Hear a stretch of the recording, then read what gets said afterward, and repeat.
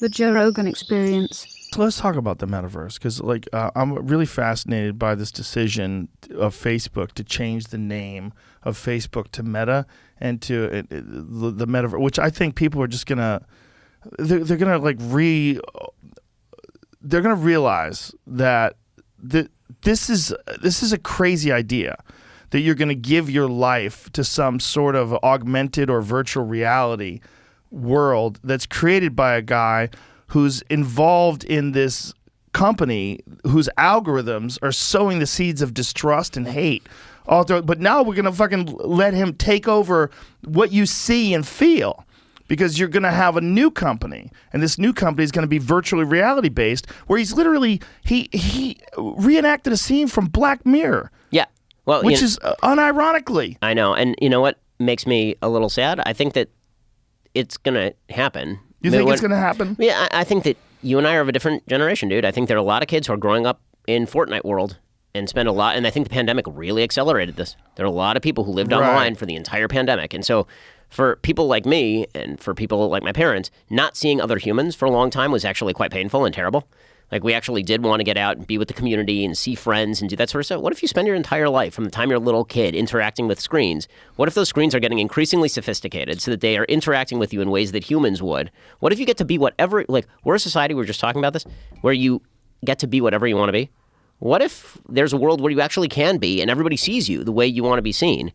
Would you rather live there where you're like rich and good looking and everybody likes you? Or would you rather live in the real world where you're disconnected from all of that and you end up with like Ready Player One world? I think it's going to happen. It's as long as it can become indistinguishable from reality, which it will be able to be.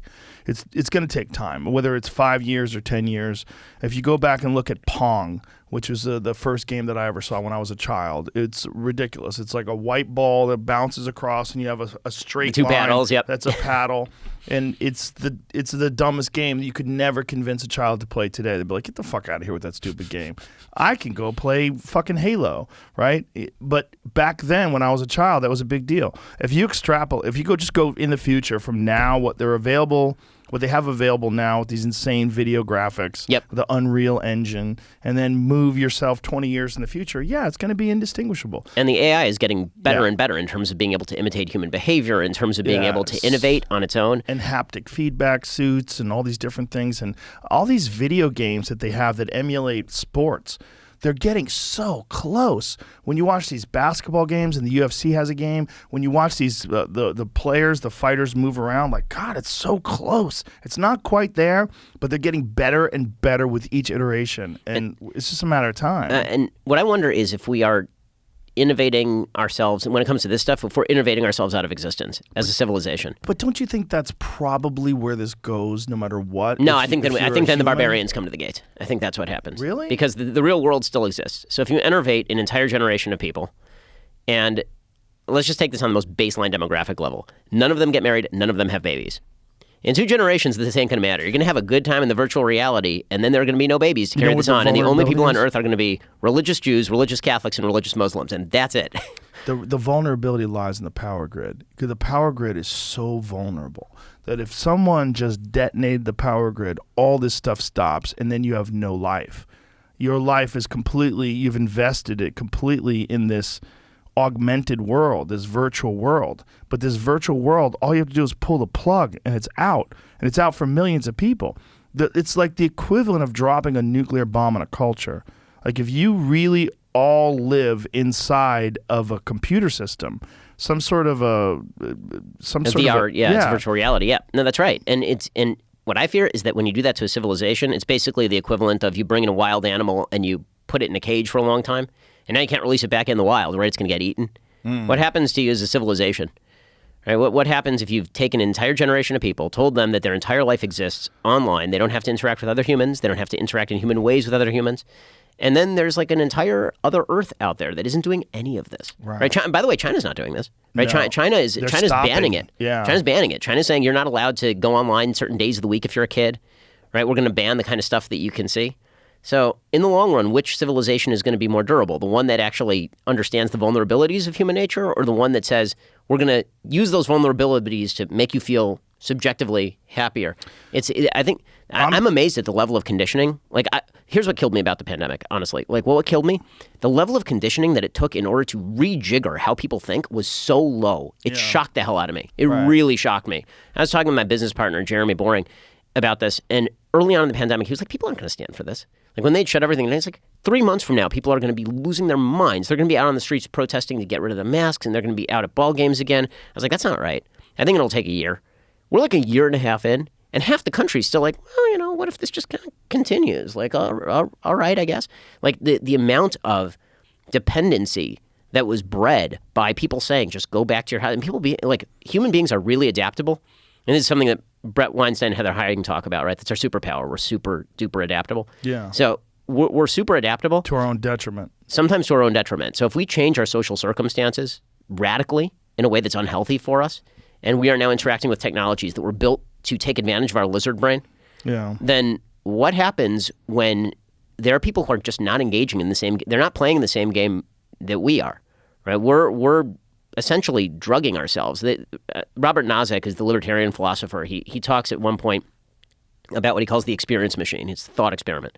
And the experience machine is basically VR. He's writing this in early 1960s. He says, what if there was a machine where you could plug into it, you'd feel the illusion of choice, you'd feel as though your choices had some sort of significance, and it would give you the dopamine hit that you get in regular life. Would you plug into it or would you not? Right. And his theory was you wouldn't plug into it because you still want to feel like your life has real-world consequences.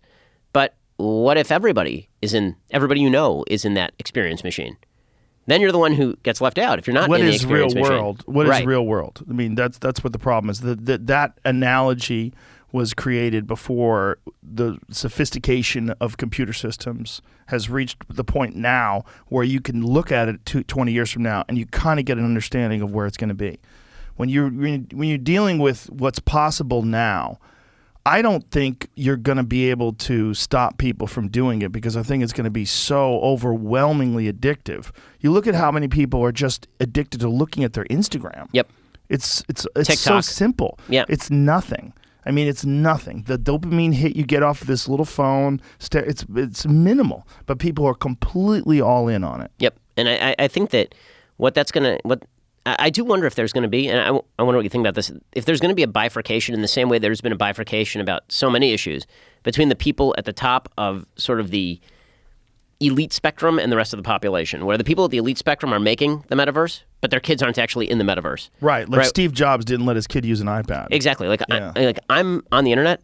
My kids are 7, 5, and 1. They're not allowed. We don't have the TV on in our house. My kids don't watch TV. My kids don't get internet access until they're like 18. Like, that is not a thing I want. 18? They can be out of my house and they can get internet. They're going to do drugs. They're going to be in the street.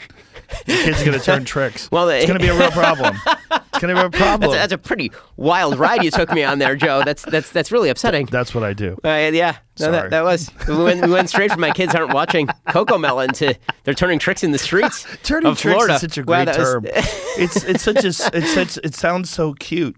For what it actually is. Yeah. You know, it's a terrible thing, but it sounds like cute. Oh, they're turning tricks. Like, if you didn't understand English, you'd be like, oh, they're magicians? You know, like, no. Of a sort. Yeah. But, yeah, no, I mean, we're going to limit, but I think that's one of the stories, if we're talking about the elite kind of versus everybody else gap. Maybe. Everything that gets created is... If they're that concerned about their children. But you say with everything, right?